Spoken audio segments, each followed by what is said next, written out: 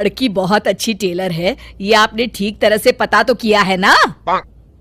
अरे हाँ भाग्यवान, मैंने सब पता कर लिया है। अब तुम चलो, देर हो रही है। मेरी समझ में एक बात नहीं आती कि तुम मेरी शादी करने की बात करने जा रही हो माँ, या अपने दुकान के लिए नई टेलर देखने जा रही हो? अरे चुप कर, अभी तू बच्चा है, दुनियादारी के बारे में तुझे कुछ नहीं पता। अरे तू तो एक प्राइवेट कंपनी में काम करता है, और प्राइवेट कंपनी का क्या भरोसा। लेकिन माँ, अरे तेरे पिताजी से पूछ ले, इन्होंने अपनी जिंदगी में कितनी नौकरी पकड़ी है और छोड़ी है। अरे वो तो मैं थी जो सिलाई करके घर चलाती थी। अरे बेटा, बुरा वक्त कभी फोन करके नहीं आता। टेलर बहू लाऊंगी तो मेरे साथ दुकान में सिलाई करेगी, समझा? चल अब।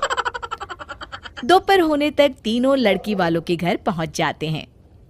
सभी बातें और चाय पानी होने के बाद, बहन जी, आपका बेटा रोहित एक अच्छी कंपनी में काम करता है और अच्छी तनख्वाह भी है। बस हमें और कुछ नहीं चाहिए। हमें आपका बेटा बहुत पसंद है। हमें भी आपकी बेटी मीना पसंद है जी। मुझे लगता है हमें बच्चों को भी आपस में बात करने का मौका देना चाहिए।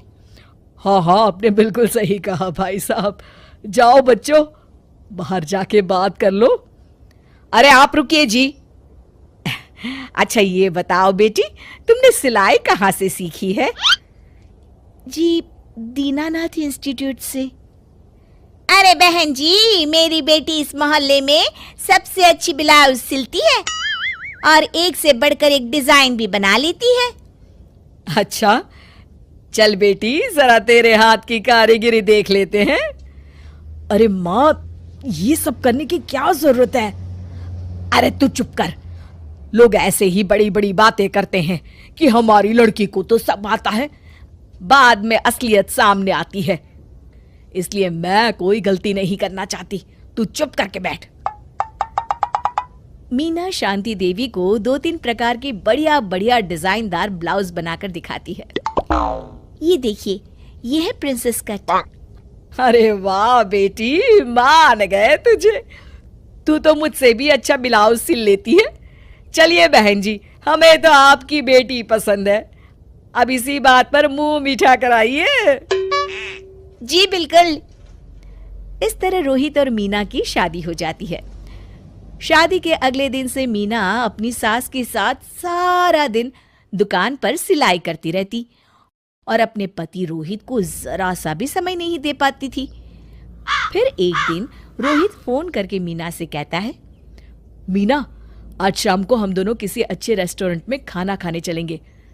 तुम तैयार रहना, मैं ठीक वक्त पर पहुंच जाऊंगा। ठीक है जी। शाम को रोहित जब घर आता है तो मीना सिलाई मशीन पर बैठी ब्लाउज सिल रही होती है। अरे ये क्या? मैंने तुमसे कहा तो था कि शाम को हमें रेस्टोरेंट में खाना खाने के लिए जाना है, और तुम हो कि सिलाई कर रही हो। हद हो गई। मुझे माफ कर दीजिए जी, क्या करूं, ये ब्लाउज मुझे कल अर्जेंट सील कर देनी है। सारा दिन तो तुम माँ के साथ दुकान पर सिलाई करती हो। अरे कम से कम शाम का वक्त तो मेरे लिए रखा करो। तभी वहां शांति देवी आ जाती है। अरे क्यों बहू को परेशान कर रहा है? कल ये तीनों ब्लाउज सुबह सिल कर देनी है। चल जा, अपना काम कर। रोहित चुपचाप वहां से चला जाता है। इस तरह अपनी सास के डर के मारे मीना चाहकर भी अपने पति के लिए वक्त नहीं बिता पाती थी। फिर एक दिन रोहित दोपहर को ऑफिस से घर आता है। उसके साथ उसकी कार में एक लड़की बैठी होती है। दोनों एक दूसरे से मुस्कुराकर बातें कर रहे होते हैं। माँ, जरा टेबल पर रखी मेरी फाइल तो देना, मैं भूल गया था। ये कौन लड़की है तेरे साथ? अरे माँ, ये तो मेरे साथ ऑफिस में काम करती है। इतना कहकर रोहित वहां से चला जाता है। उसी शाम, अरे क्या हुआ भाग्यवान, तुम्हारा चेहरा क्यों उतरा हुआ है? किस चिंता में डूबी हुई हो? क्या बताऊं जी, आज रोहित के साथ एक लड़की आई थी। कह रहा था उसके ऑफिस में काम करती है। मुझे तो उस लड़की के चाल चलन बिल्कुल ठीक नहीं लगते। कहीं दोनों के बीच कोई चक्कर तो नहीं है। अब अगर चक्कर हुआ भी तो इसमें बुराई क्या है? अरे बड़े अजीब आदमी हो आप, कैसी बातें कर रहे हो? तो और क्या कहूं, तुम घर में बहू के बजाय एक काम करने वाली लड़की लेकर आई हो जो सारा दिन तुम्हारे साथ तुम्हारी दुकान पर काम कर सके।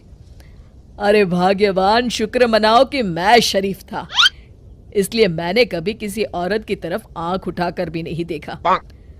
पर अब हर कोई तो मेरे जैसा नहीं हो सकता ना। इतना कहकर गिरधारी वहां से चले जाते हैं। शांति देवी समझ जाती है कि गिरधारी क्या कहना चाहते हैं। उसे अपनी गलती का एहसास हो जाता है और वो सोचती है जितनी जल्दी हो सकेगी वो अपनी गलती सुधार लेगी। और इसीलिए 2 दिन के बाद, रोहित बेटा, मैं चाहती हूं कि कुछ दिनों के लिए तू अपनी ऑफिस से छुट्टी ले ले। क्यों, क्या हुआ माँ? अरे कुछ नहीं बेटा, मैंने तेरे और बहू के लिए शिमला की 2 टिकट बुक की है। मैं चाहती हूं कि तुम दोनों कुछ दिनों के लिए बाहर घुमाओ। क्यों बहू, ठीक है ना? सासू माँ की बात सुनकर मीना का चेहरा भी खिल उठता है। वो शर्मा कर कहती है, जी माँ जी, जैसा आप ठीक समझे। और इस तरह शांति देवी पूरी तरह से बदल जाती है। शिक्षा, बहू को बहू नहीं बल्कि बेटी समझना चाहिए और ना कि काम करने वाली नौकरानी।